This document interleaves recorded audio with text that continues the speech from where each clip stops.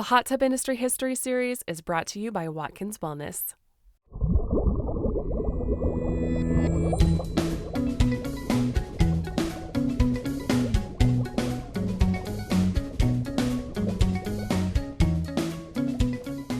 This is the Spa Retailer Podcast, where we talk retail, business, and all things related to the hot tub industry.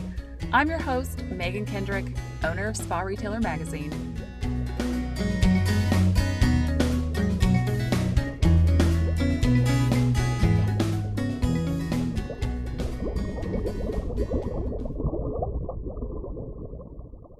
I'm Don Elkington, and I was the founder of Co-Spas Manufacturing and Retail. And I'm happy to be here today to talk about my history of the hot tub industry. Welcome to the Spa Retailer Podcast. And today, Don Elkington, the founder of Co-Spas, is joining us. Where are you at right now, Don? What continent are you on? Yeah, I'm in Canada. I'm on the West Coast on a little island just outside of Vancouver, British Columbia, where I spend my spring, summer, and fall. Nice. That's lovely. So you founded Co-Spas back in the day, and we have you on today to hear all about that. But first, tell me a little bit about your post-coast and post-hot tub industry life. What else are you dabbling in these days? Presently dabbling in the hotel industry in Florence, Italy. I got bored leaving the day-to-day of the hot tub industry just Sure. before COVID. And Yeah. I was climbing the walls and didn't know what to do. And having visited Florence so many times, I decided to buy a boutique hotel just on the hills of the municipality of Florence. And just recently bought a lot of land. So I'm in the extra virgin olive oil business and a 12-room hotel that is fully managed by a great young group, and they're booked solid. So this is where we'll spend our winters and our summers here on the island in British Columbia. What's the name of your hotel so we all know where to stay next time we're in Italy?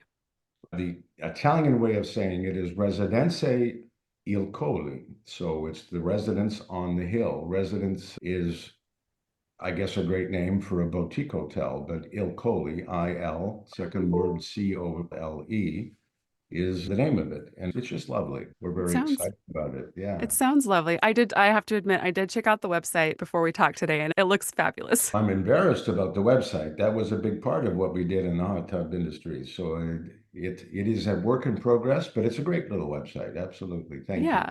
Yeah, for Yeah. sure. So how did you first get into the hot tub industry? I fell into it as a sideline in retail. I had moved from Philadelphia to British Columbia, Canada in 1986. And From Philadelphia. So you're not a native Canadian then? oh, no, I was born in Canada, Okay.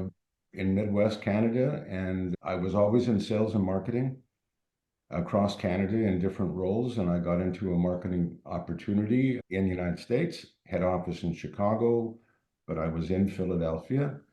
And I just simply traveled with this dual citizenship I had back and forth in management consulting and ended up in British Columbia, as I said, in 1986.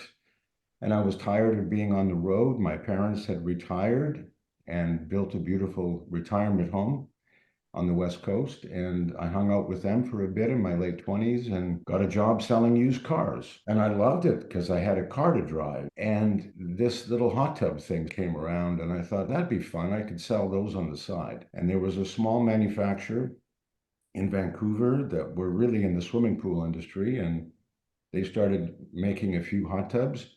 So I put some ads in the local papers. I had an old Motorola brick cell phone, and people would call, and I'd say factory direct and take them down and sell them a hot tub. And gosh, I was so lucky. My dad had a 1986 98 Oldsmobile with a big V8, and I had a Okay. friend that had a trailer. I borrowed the trailer. I sold the hot tub. I delivered the hot tub.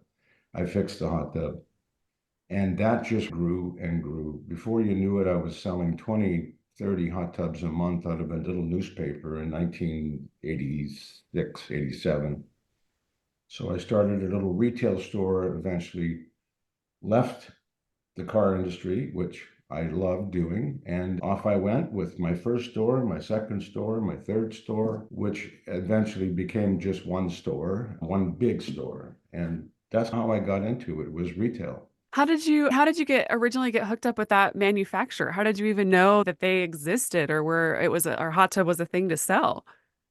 My wife that I married at the time worked at the manufacturing facility Okay. they were in steel wall vinyl liner in-ground pools. So she actually worked there. It was great when I first met her because I didn't even have a job. That was before cars. Mhm. So she had a job. And yeah, it wasn't until later on that I really liked hot tubs and I wanted one. And I went down and talked to her boss that owned the factory. And I said, how do I get a deal on one of these? And he said, why don't you try and sell a few and then we'll make a deal. So that was my Perfect. incentive. I needed a hot tub. And that's the beginning of a great career of Yeah. whatever, 38, 39 years. So, how did you move from retail to manufacturing? I was buying from a number of different factories. Right now, in the very beginning, once we finally, when I finally became full-time hot tub retail guy, doing the state fairs in Vancouver, we had a big national exhibition. And I realized very quickly that there was a lot of competitors, really not like today, but back then there was two or three major contenders, and I needed to get into distributing different brands, which I did. I We started with 6 jets and a light to 12 jets and a light, a 1 horsepower motor, and we had Yep. a choice of navy blue, swirl, and teal. So life was pretty simple. And I remember when we got 12 jets, that was like, wow, horsepower motor. And the light had different colored lenses you could clip over it. And it was just great. And all cedar. And we're in the cedar forest in British Columbia. So getting wood right up until the end was no problem at all. But Okay. yeah, that's how I progressed through that. And we became the contender for retail for sure. And I still believe Coast Retail Store is. I think there's 30 or 40 employees in that store. It's Oh, just wow. an amazing machine. But yeah, we did all the fairs. I started taking the line that I was carrying at the time and distributing that line to others in Canada, in Europe, and eventually bought out a little manufacturer that was in our area called Suncoast Spas, 7 or 8 owners, and they weren't making any money. So I took over all of their debt and That was kind changed. of you. Yeah, I changed the name to Co-Spas, and off we went with 38 employees in a tiny little 60,000 square foot factory. I didn't have a clue how to build one. I probably still have a little bit of a clue how to build one, but at the end of the day, it was really about relationships, marketing, and getting others to buy our product. It's interesting that you were in the retail space and then retailers became your customers. Do you feel like that knowing what hot tub retail looks like so intimately, do you think that helped you as, as a manufacturer with dealing with your customers? 100%. To be able to be proven that it works, to be able to provide the training at a very successful operation that's still in existence today, Hmm. we did a lot of product. That store would easily pump out 700, 800 units, and then and not just selling price. It was a very high-end product as we moved into coast spas, but it was always our training ground for new dealers and customers from around the world.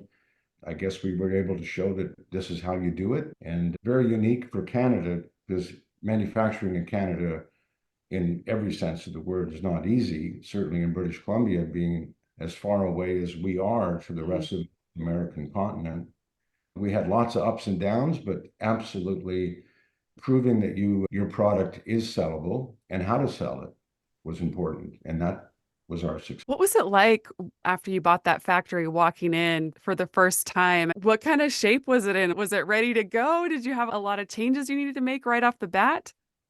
It was a nightmare. I had no idea how to build a hot tub. I knew how to sell the heck out of them, but I didn't know, I had knew nothing. And I Yeah. was just in awe of what was about to happen. And as I said, we only had 38 employees. That's what I inherited, and quite a bit of debt. And I remember the water testing station. I think it only held four hot tubs, and it was right on the concrete floor in the factory, and there was water everywhere. And how in the world do we know that hot tub is actually going to hold water when it's sitting in the water? But within a year, we had grown so quickly that we moved just a little further down the same street, doubled the size of the building, and more than doubled our employee base. And still, I was nervous. I was in shock. I can't believe I'm in the manufacturing. Plus, I went to the store every day too. And then on the weekends, I worked the retail store. So I worked the retail store 7 days a week, the factory 5 to 6 days a week for probably 20 years. And anyway, within 3 years, we outgrew that building and got into even a larger facility. But I was so mixed up in the beginning of this manufacturing.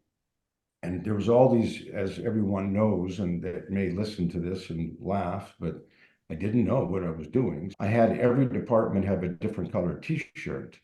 So my office was up high on the second floor looking down over the factory in that second building. And this way I knew where people were supposed to be. So if you were in water test, you had blue t-shirts. If you were in the wood department making the wood and of course the beautiful cabinets, they had that nice brown t-shirt. So I was able to figure out, okay, now I know where everybody's supposed to be. And I just slowly had to learn. But having the retail knowledge, I knew what I wanted. Hmm. And in my mind of innovation, the mousetraps that I wanted to create. In fact, the first hot tubs were, I put everything I ever wanted as a retailer into my hot tub and then realized, oh boy, that's really expensive. That's not going to sell. All of it. So that's when you start learning quickly how to make change and differentiate, whatever you call it, between the different good, better, best models. Yeah. Yeah. So it was fun. It Yeah. was fun. So so it sounds like it was for the most part just kind of trial and error on your part, figuring out what worked and what didn't and how to how to build a better mousetrap. True. And the suppliers were awesome. And if there's one takeaway that I think I could suggest in reality is the relationships that you have with suppliers are critical. The honesty behind that, paying your bills, creating a relationship with your suppliers was so important to me. And I would ask them a lot of questions. And as our dealer network grew beyond Canada into the United States and into the European unions and different countries, I spent a lot of time learning my competition. In fact, I would say, know your competition better than you know your own brand. And I worked hard at what that looked like. But some of our key takeaways was how we're such a team. It wasn't Dawn, it was all of these amazing employees and engineers and really smart people that I learned with them on how to build the product and how to ensure quality and also all the employees as we grew 450 employees, you're bound to have issues around labor and turnover. So we created a lot of programs around just employees. In Canada, you have no choice. I mean, labor is higher, the overhead is much higher. Hmm. Logistically, all of these parts are coming from America. So I got to get all of these huge truckloads of parts and assemble everything in Canada. Even the acrylic sheet, everything came from the States. Yeah. But just with the people, we did monthly town halls, had programs called Count on Me, where we talked about our wins, our success, our problems within the factory. We measured our quality control. We were able to be ISO registered as a quality manufacturer. That was important to us, and Hmm. to really the only way I could compete with the American manufacturers was around quality, innovation, and price. But price wasn't the most important part of building a co-spas. It was really quality and innovation and customer service that drove us to, I think, our success. So I've talked to a few US based manufacturers for this series. And so I feel like we started to get a really good sense of what the early days of the hot tub industry in the United States looked like. But what was it like in Canada? When did hot tubs kind of start popping up and how did they spread across Canada? Everything started with a wooden vessel, the tank. I remember being in one when I was quite younger. Yeah, I think everything evolved through the swimming pool industry. Canada being a smaller country, US manufacturers would get in through pool manufacturers, swimming pool distribution. It certainly wasn't in the bath industry that was happening, but it was really with the pool guys. And Hmm. let's put a hot tub beside the swimming pool that we're building. I didn't feel, even when I got into retail, of course, in British Columbia, we have Beachcomber, Keith Scott, who's a great guy and Yeah. still going away at it. But that was my only sense of really what was hot tubs in my area. I did carry Dimension One. I tried different brands. When I first began in distribution, they were all great products, but the Hmm. cost to bring them, to ship them to Canada was crazy. Yeah. So, but I think I think we all started the same way. I know a lot of history about the American California boom on this Sure. product, Yeah. and they were much further advanced, of course, than little old coast spas. But we did some major changes, I think, for the industry. And still today, I look at a lot of the innovative products that we created because we had to. The only way that we could win by manufacturing in Canada was to be innovative, and world's best built spa was something I started and trademarked right from the beginning. How do we ensure that our product is high quality and different, Yeah. and that would demand a larger price tag, because there's no way that a Canadian manufacturer can compete in price alone. What are some of those innovations, Coast Spa's innovations that stick out to you? I remember that I put a beautiful swimming pool on a brand new home that we had built on the waterfront in Vancouver in the city. And I wanted all the toys. And I said, I really wanted to look a resort. I wanted an infinity edge. And no, not very many pool guys had put an infinity edge swimming pool in those days. Hmm. And it was quite a deal.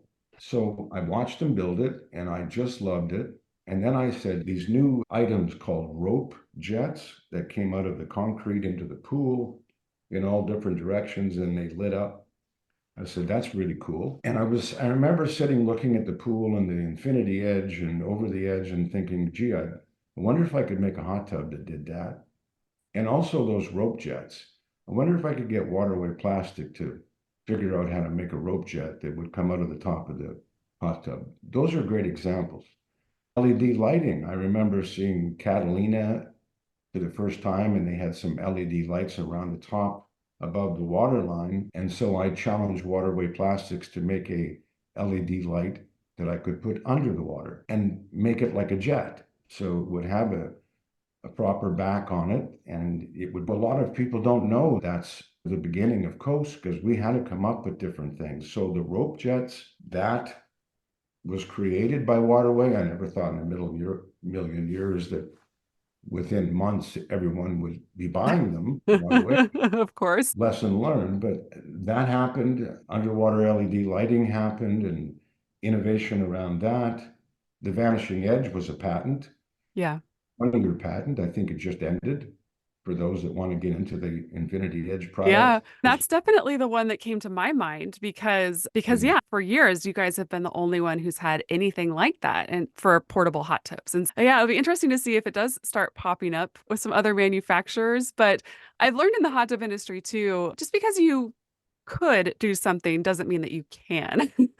Another way to differentiate what was Coast. Coast was always about innovation. Colored motors. I decided everybody's motor's black. I got a big motor from Franklin Electric, a real true 5 horsepower motor. And it was big Mhm. and it was expensive, but I didn't care. I needed to be different on the high Yeah. end. And I asked them if they could paint it red, and they did. And then to me, that was the fire truck. And eventually, we no longer bought from Franklin because they quit making hot tub motors for many reasons. But I maintained the red. But it was interesting to go up against competitors. That's when I think the competitors came up with BHP, and I thought, what in the world is that? Brake horsepower. Oh my goodness! Everybody had stickers saying they had 5 bhp or something. So I maintained the red motors in my high end, and then I was in Europe talking to my dealers in the European Union, and their fire trucks were yellow. And I thought, I got to have a yellow motor too. These are just the little, I said, the little mousetraps that we tried to create to be different, because our consumer, that middle class income buyer that is at a point in their life where they can afford a luxury of a portable hot tub, they're pretty smart people. So how do we get them to go from our brand to a different brand? And how do we entice them to work their way up to a more expensive product within our lineup? Those were the little things but the Vanishing Edge was a huge win and a very difficult product to innovate, to create, to patent, just because of displacement. The pool guys Hmm. will laugh, but we would take two of our biggest employees on the factory line and two brisk women and get them all to sit in a hot tub Yeah. with the front of the hot tub gone and see how much water displaced out. And that determined the size of our tank underneath. And then we thought, gosh, what if there's even more people? So we would put too many people in them, make sure that we could displace that much water. And Yeah. then you keep that water underneath the hot tub hot. Because if it's been sitting for too long, now I've got cold water. And also, how do I filter that displacement tank? Keep it hot and be able to deal with all the elements of different temperatures and climate zones. So it was a lot of work to get our first Vanishing Edge. And then we had a whole series of them, even Yeah. at the end of the swim spa. Yeah. I do want to ask you about how and when you guys got into the swim spa business, but first, you mentioned being in a cedar market. How long did you guys do? You started with wooden cabinets. How long did you do that before you switched them up? We actually didn't. Many of our dealers still wanted them. I remember our dealer, as well as Israel, they wanted the wood. Many of our customers, dealers, distributors in Europe always wanted wood. That's what Hmm. attracted to Canada. And I think made in Canada also attracted many of those European dealers to Yeah. us. We got forced into it because I could buy cedar at a great price and it was right in my backyard. So I could get as much of it as I wanted. And so when the synthetic cabinetry came out, we were forced to do that too, but we still made cedar, gosh, even up to maybe 8 or 10 years ago. Oh, really? Still a wood department because we had that down pretty simple. Yeah. It was when I think everything changed when redwood became very hard to come by. And that's when the manufacturers, certainly in California, switched over to the composite product, which is great, but not a great insulator. Just it looks pretty. And how do you innovate that? Color and grain and gray washed or whatever, black? Goodness gracious. And then all of the inventory that you had to buy for all of that synthetic product based on our factory where I could pick up cedar on a daily basis, already pre-cut. And Yeah. it's a great insulator. And those hot tubs are still kicking around today. Whereas I see a lot of the other product to replace a synthetic cabinet is expensive for sure, but it's unfortunate, but that's landfill I still look today at there's hot tubs that are 25, 30-year-old hot tubs of our product. I see them on the islands around this area, still in the backyard, and they just paint or stain the cedar and it's Yeah. still there. I guess another area that was a bit of a win for us to get more of our business in Europe was that we had competed in Canada for the one of the banks, CI Queen's School of Business and University in Toronto, Deloitte and Touche, the accounting firm across Canada, Deloitte, had a competition to be the 50 best managed companies in all of Canada. Oh, And every province could compete. And in 1999, you were able to compete within your own province, British Columbia, Alberta, et cetera, across the board. And you could get shortlisted within your province, and then you would compete with that short list of maybe 1,000 businesses to be the 50 best of all of Canada. And my goodness, we won it in 1999. really? And then you had for two further years to be able to hold that 50 best recognition. And if you did it again, and we did, we competed again just from brand new 3 years later in the fourth year, and we won it again, which gave us 3 more years. And then if you could win it on the seventh term, Yeah. the seventh year, you would become platinum and never have to compete again. That was a huge milestone for Coast Spas because it had everything to do with your culture, your just how you looked after your business, your bottom line, your business plans. And that gave us a lot of recognition outside of North America. And I keep bringing this up, but to be honest, when I guess what year was that? When the credit crunch hit, 45% of my business was USA. And maybe, I don't know, 5 or 6% was a little bit in Europe.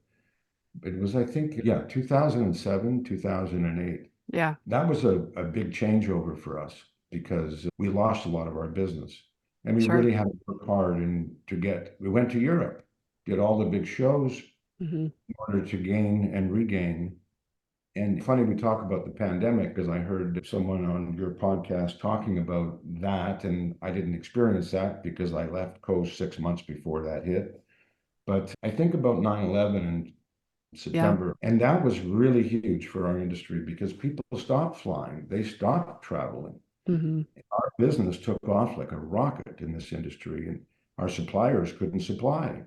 Relationships with suppliers were critical because we needed those jets, we needed those parts, we needed those electronics. So 9/11 was a big turnover for all of us. The industry took off like a rocket. Yeah. And 2007 to 2008, 2009 is again a slow time where in America. Canada kept going, but that's when we ended up in Europe. So I suppose the industry flows with the economy and certainly new housing starts, a strong retail market. That's where we go to. That's not changed. Yeah. We're still at that want. I want a hot tub. You don't need Mhm. one. But I'm at a point in life where I really do think I want, or I know I need to buy it now. And yeah, So I started in the hot tub industry in 2008. People always talked about the heyday of the hot tub industry, and I did not know anything about the heyday. I only knew the recession days of the industry for a while there. That was when I got started. But you talked about your moves in Europe and all of that. But what were some of the other things that you think helped you survive that time when a lot of hot tub manufacturers didn't? more than once should have shut down. And straight up, it wasn't easy for many of us during those Yeah. times. I think a second mortgage, first mortgage, second mortgage of the house, did whatever I could to. Yeah. I just felt so obligated with my employees because we had such a close relationship. I could walk the factory on a daily basis and know every one of my employees. And I saw them grow up in the factory and have kids, and then their kids working in on the summer students. And I don't know, I just didn't want to. I didn't Yeah. want to be a failure. I always paid my bills to my suppliers. When I needed to stretch them, I had that respect. They knew that Don was going to pay. I had just great partnerships Hmm. in the business, within the factory. And I had a great retail store, as I said, which was the bank, and great people in there. And my wife worked at the retail store and the accounting side for many years, right through almost to the end as well. We don't have children, so Coast Spas was our family Yeah. and the employees were our kids in reality and our families. Many times I probably should have said, not going to happen. But you know what? You get through those times. Labor was so difficult to get and still is in Canada. But yeah, you just persevere, you stick with it, Yeah. and you communicate with your dealers. You understand that they're having a hard time because we are a retailer. Yeah. We got it. And what did we do to have to, make quick changes on price, on value, on warranty length, to different ways to do shows? Listening to Bob in the road show, that's one way, and that was absolutely brilliant. And that takes a real talent to put those together. But we all did the state fairs. We did the home shows. We're still very viable. Great advertising and social media. became a very good tool for us Hmm. and versus all these full pages in the newspapers. I think you just survival of the fittest Yeah. and really an emotional thing. Do you want to stay in this business or not? Yeah. And it's a great business and it continues to be. I'm glad you said that. I think when you're an employee, you just don't ever really know what's going on behind the curtain necessarily. And the trials of a small business owner, it's something that you don't understand until you are in their shoes. And the risks you take, the money you lose, the money you don't make, the things that you go without. It's easy in the good years, everyone's, oh, yeah, look at you, poor you. But when it's tough, man, you feel the brunt of it. Totally, totally. And we strived on teaching our distributors, our dealers on really how to be successful in their retail business. Hmm. I said right to the day I left Coast, everybody went through that store and got trained on how to sell the product, present the product, but more so on how to run your retail business from the service side to selling the chemicals and realizing how important that is to a retail store. We spent a tremendous amount of time on training our dealers how to be better at what they do.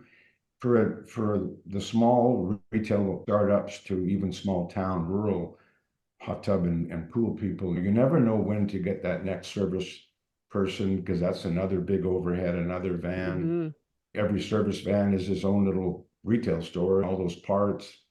It's really interesting as I looked at some of these retailers become better and better at what they did. And of course, owning your own dirt. Every store that I owned in the beginning, we didn't own it. We had three stores in the beginning and we had to pay a lease. So Hmm. owning property, owning your brick and mortar and expanding off of that. As I retired, that was great. But look at all the land I owned. That was really a big deal. So Yeah. I would always encourage the rather than just pay the landlord, come up with a way to own your own store and your property and yeah, so retail is it still was our number one. And Yeah. yeah. It's interesting you say that because we've been doing this whole succession planning series for retailers in the magazine and webinars and all of those things. Yeah.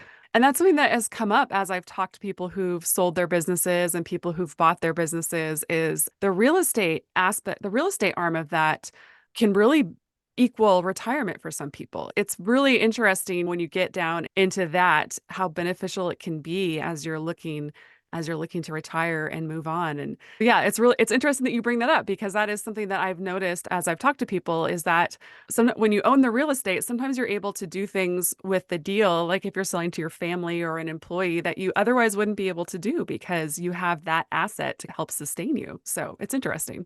It's a great asset that you can leverage as well, but it's just a great asset to be able to put money back into owning your own property. Yeah. But there is our success was right off the bat. We were very fortunate to be making a very good income. Not only what the retail side was absolutely amazing, but from the factory side as well. And it's a great industry to be in. As I say, I don't think a lot of my American competitors and friends, I don't even call them competitors because IHTA brought us all together, I think, towards the end of my tenure in this industry. But it wasn't easy in Canada because, as I said, labor, logistics, our tax structure is much different. Yeah.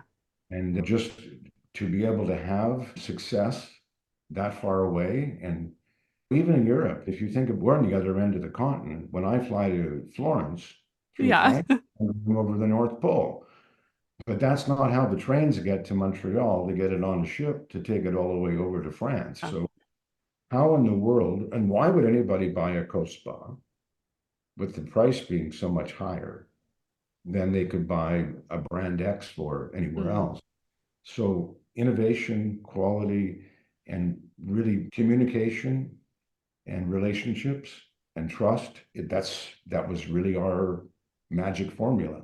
So when did you guys bring on swim spas? And then I do want to talk about IHTA and your involvement in that. But first I want to hear how did swim spas get into the mix for you guys? And one of the things that I'm hoping you can answer too is How did you fit swim spas into your factory?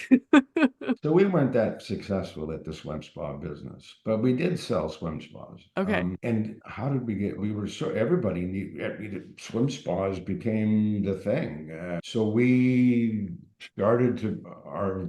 Luckily, our vacuum form machine could build up to a certain length, but we did have to invest a lot of money in a Yeah. much larger vacuum form machine right towards the end of my tender. But the only way I could differentiate us maybe from the competitors was a vanishing edge. So you're swimming into nowhere, and it worked. But it was like bringing a semi truck through the factory, very stationary compared to everything else automated and flipping and doing. And Uh-huh. when water testing, you'd have 30 or 40 hot tubs being water tested at the same time. These darn swim spas were taking up a lot of space. So Mm-hmm. I don't think we were super successful, but we provided loyalty to our dealer network that yes, we have a swim spa and they carried it Mm-hmm. versus looking over the fence. So I think that's the only reason that we truly got into it. And no one else in the Pacific Northwest was building swim spas. Mm-hmm. I thought for a while, well, if I had a separate factory, which is what should have happened, I would have been very successful at manufacturing swim spas, but all in one factory, impossible. Yeah. Possible, but impossible. Yeah. Also, we're in Vancouver, and people think, oh my God, we're a bunch of Eskimos up here, but it doesn't snow often in Vancouver. It Okay. rains.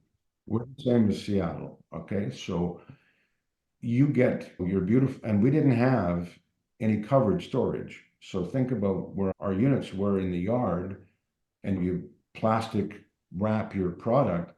A swim spa would collect all that water because eventually you have this huge pool on the top of the swim spa that eventually that rainwater got inside, and that meant bringing the swim spa back in, Mm-hmm. detailing it, rewrapping it. I guess I don't have a lot of. You don't have a lot of warm, fuzzy feelings about swim spas, Don. They were great swim spas, but there's no way I could compete with others Yeah. in that industry. There's one thing though that in 1999 that I think really put coast spas on the map worldwide, and I should have brought this up a long time ago, but was it 98 or 1999? I hired an actor by the name of Leslie Nielsen, Oh, sure. Yeah. quite renowned for Yeah. his many movie careers, who ended up being my closest friend, and his wife today still is my dearest friend, and we spend a lot of time together. But I asked Leslie Nielsen, or his agent, who was out of California, I asked him if I could hire Leslie to do a corporate video. And I think that's still on YouTube if you look up King Tub and Common, Okay. starring Leslie Nielsen / Coast Spas. And he came into our factory and did an amazing factory tour. And we had auditions with all of our employees to see who could be in the movie because he went from, and it was absolutely hilarious. And we did one day just in the movie set because we had Lionsgate, which is a big operation, Hollywood North here. Yeah.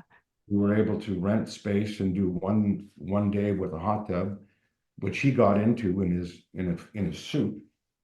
So Leslie Nielsen became our spokesperson. And that next year we were at the national show. Now it was in Vegas, but one year it was in Arizona. Sure. Leslie had a house in Scottsdale. And here we are at the national show. And I asked him if he'd come down to our booth. And he did. And one of the pool and spa magazines did a front cover with Leslie. That had to have been like quite the flurry of activity. We Oh, don't get a whole lot of we had a celebrity at the lineup. pool and spa Yeah, show. we had a lineup forever that they wanted his autograph. So boy, did that ever put Coast Spas on the map. And Leslie's continued to be at many shows with us. Really? Became great friends, but every customer that came into a Coast Spa store worldwide got a free DVD. Even if they were thinking about it, Okay. we gave them a free DVD. Every delivery had DVDs inside the hot tubs they could give to their friends. So Leslie Nielsen was a big part of to get us on the map. Oh, I did not know that. I did not know that story at all. I'm so glad that you thought to mention that because Master Boss gets the glory of the celebrity with Michael Phelps, but you guys did it first. We did a long time ago, but again, it's innovating. How in the world can a Canadian manufacturer in British Columbia have any success beyond its local area? And you really had to come up with different innovative ideas. And you know what's amazing is Leslie Nielsen is extremely well known across the world. Yeah. I remember doing some movies with him because at the end, the studio would actually have me travel with Leslie. We were that close, and we were doing a movie in Spain and in Barcelona and Madrid. And for him, in those days, they would shoot him in and out. So we were only 3 weeks. So he would do his parts and then we'd leave. But no one knew Leslie's voice. The and that really upset him in his early 80s was that they didn't care what he said. If he moved his lips, his fill in, his voice for the Spanish language Yeah. was a different person altogether. Having Leslie, I remember having huge life-size cutouts of Leslie Nielsen in our booth in shows in Germany, in Barcelona, Yeah. in Lyon. It was pretty cool. Yeah, Yeah. That's really cool. yeah. I was only involved in the beginning throes of the IHTA, but what a great experience. Bob Lauder was, of course, the chairman of the board at the time, and he really was the driving force to start Mm, the IHTA with Cindy out of Florida. right. There's It was just amazing. And then as I was stepping out of the industry, Mike Dunn was involved, Jacuzzi Bath was involved. Hmm. And we could have these conversations and board meetings. Back in those days, it was before Zoom when we first started. So it was just Hmm. conversation on your speakerphones. But to really understand the industry and get together as a team and get to know your no longer your competition, but really we're all in this game together. And to be able to share some of the issues we had as a team, it was almost like a leaders group in the beginning because the IHTA wasn't getting any major publicity from publications or even the dealer network or the retail sector didn't Yeah. understand what in the world we're doing. Today, they're really policing the industry and they're behind a lot of the challenges that the government throws at us. Hmm. So continues to. The IHTA, they do such great work behind the scenes for the industry. The problem is, I feel like it's issues that people don't know that they should care about because they haven't impacted them. You don't understand necessarily what you're being protected from. And so if one of those things did hit the industry, suddenly we would all definitely care about it. But since they're doing such a good job behind the scenes, I feel like they just are in the background doing the work and the rest of the industry just floats on happily, having no idea what could befall Totally it. agree. I remember one of the first challenges was, I forget what state it was, wanting to put a fence around a hot Hmm. tub. That still happens today. It's just amazing, and I'm really happy that the IHTA continues to be such a viable part of the industry, and also that you personally at your magazine and others are really behind it, and you invite people to come and listen to that opportunity when Mm. the national show and the IHTA sitting around that board table, and I did it more than once when these are the CEOs, the Yeah, presidents behind all of us that are going to go out and compete head to head in the show in a few minutes that we really do get along and it really is important. yeah, Yeah. yeah. Interesting industry. I don't think it'll ever change as far as who has the better mousetrap or who has the most jets and the most motors or the lights or TVs. I did the TVs in the hot tub back in the early 90s. I know Bob said he was the first, and I'll challenge that because we had a flip up little television that we had molded. I wanted it to look like a computer, and I had a waterproof keyboard, Oh, and I wanted really? to even put a telephone in a hot tub. I did some weird things that didn't sell, but and the TVs, of course, didn't work great. I think actually in the Leslie Nielsen King Tub and Cobbin, it's still on YouTube. You'll see our television from 1998 because he's on TV. I remember Gecko came up with a remote control, and so I challenged him and paid all of the tooling to get it to float. Oh, And remote control that floated like a boat. It was the Yeah. cooler. Eventually, people kept dropping it and it would break. Customers can ruin And anything, ruin all the good things. then today, if you drop your Apple phone, you don't get a new one. So I really got screwed on that deal, but we had to replace the remotes. But those are just the little things that we had to do to be able to be in the industry and survive Yeah. being in the Pacific Northwest. Um, and I'm sure that Coast continues to do very well. My 5-year non-compete is up, so that's why I can talk today. I left the industry fairly quickly, was asked to stay on the board, and decided that private equity we love. They own a lot of the industry now, but Hmm. I'm more inclined to maybe take a back seat to that. And my father was in his last years at the age of almost 99. Wow.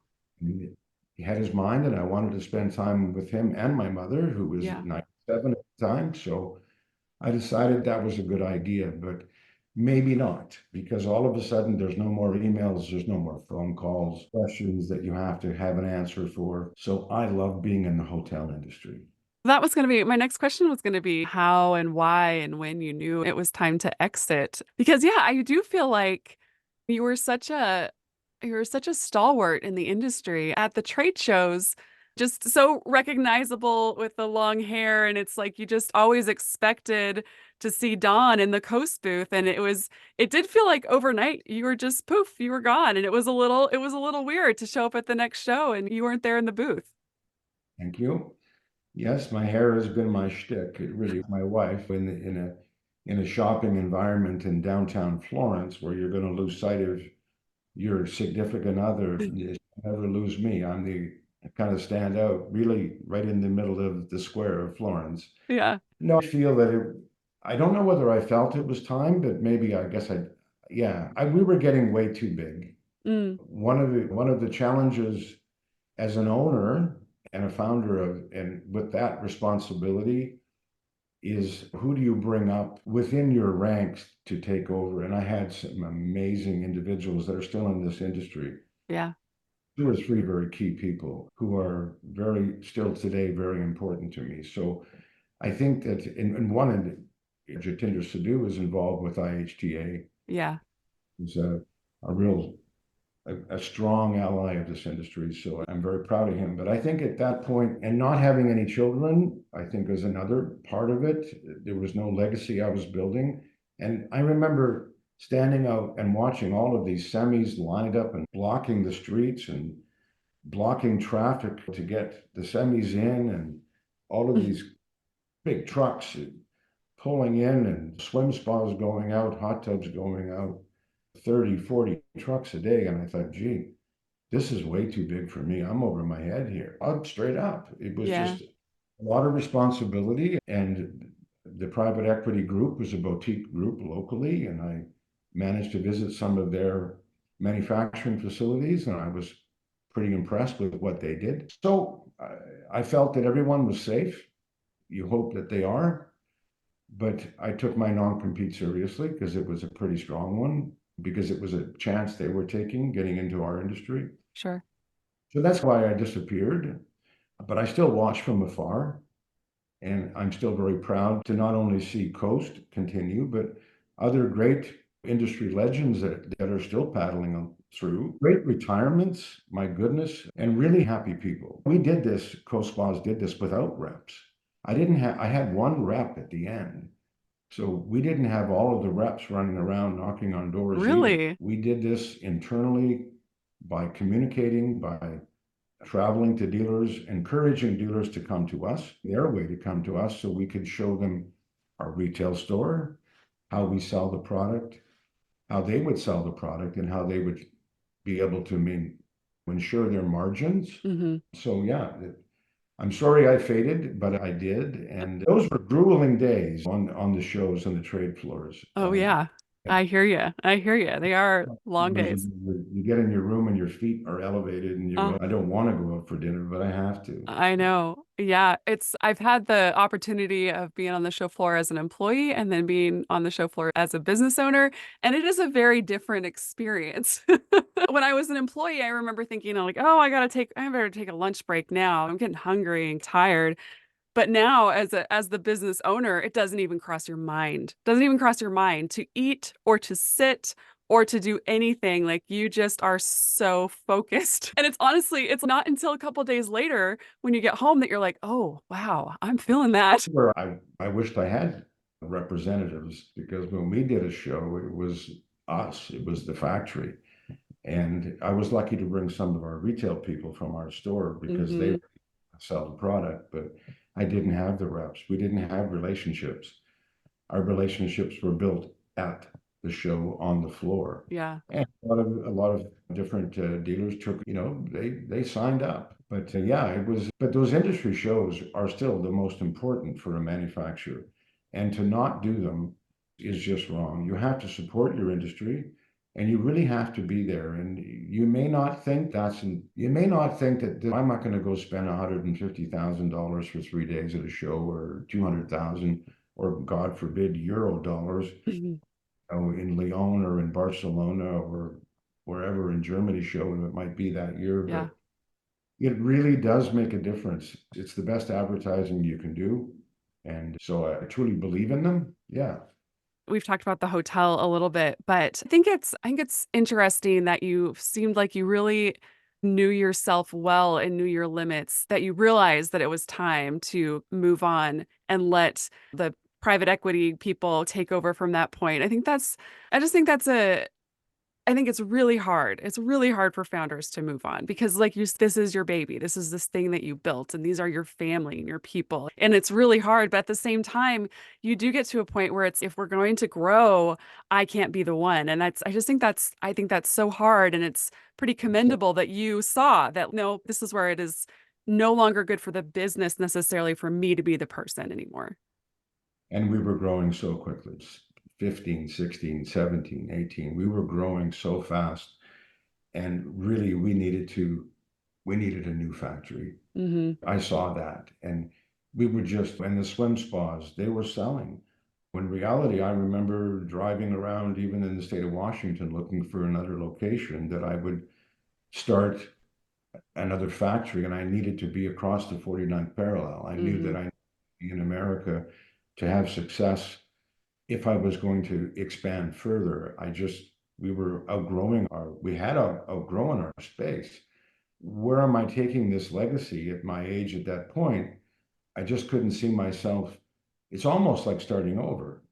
Yeah. If you get to the point of growth and you're in it to win it basically on your own, Yeah. it's a big decision. And letting somebody else take it from there was probably the best move. And then, of course, as I said, owning dirt came after. That Yeah. was the icing on the cake, is that now I'm a landlord of a lot of different fantastic stores up and Hmm. down our way in our area because we'd expanded our land holdings. My business partner and I had expanded a lot in our property ownership. So yeah, that was the icing on the cake even later Yeah. when we yeah, sometimes you just got to let it go and let the next generation take it with you. The industry has certainly changed a lot, certainly in the 5 years that I've been away from it. It's been some wild times. And God bless everybody getting through the pandemic. That must have been just a massive challenge, not around getting a sale, but certainly Hmm. around and labor and parts. Commend the industry for getting through that. Yeah. Now it's just getting the economy going again. And everything, as I just mentioned, if you go back to, we talked about 9/11 and how successful our industry was Hmm. directly to that, or 2008, 2009, the credit crunch, and how difficult that was in America for our industry. Hmm. We're so tied to that residential backyard atmosphere. We talk about the pandemic, and these are cycles, and this industry Right. will always bounce back no matter what. Everyone needs to get into hot water. They Yeah. love it. It's perfect. It's again, I'll go back to some of your podcasts about how everyone you've talked about understands the health benefits, the family and social lifestyle that Hmm. our provides to the end user, and they don't really know it until they own one. So it's an appliance. Yeah. Don, thank you so much for coming on and doing this. This was a pleasure. It was really fun that we had a chance to do this. Thank you for taking some time away from your hotel life My to dip your hotel toe life. back in the industry. I can't believe that I actually own a little boutique hotel, and now I'm going to be a farmer, and I have to buy a tractor. And I'll just end this podcast with the fact that I'm in Italy, so I'm looking up tractors. And did you know Lamborghini makes a tractor? Oh, So then I thought to myself, wouldn't it be cool to have a Lamborghini tractor? Only to find out from the people that work there, the orchard, that no, Don, you don't want a Lamborghini tractor. They don't run so good. And I said, so what should I buy? Oh, the best tractor is a John Deere. there you go. And I said, oh, goodness, John Deere, they're made in the States. Here I go again. Oh, no, John Deere is made in Germany for Europe. And I said, okay. So not only do I own a boutique hotel, but now I have, I don't know, 700 mature olive trees. Some of them are hundreds of years old. Olive trees will grow till 1,000 years old. Wow. That I'm literally a farmer and I've got to buy a tractor at my age. So it's just like getting back into factory. Here we Yeah. go. Yep. There you go. Here you go again. Keep us in the loop. Everyone got to visit Don's hotel in Italy. But thank you so much. I really appreciate it.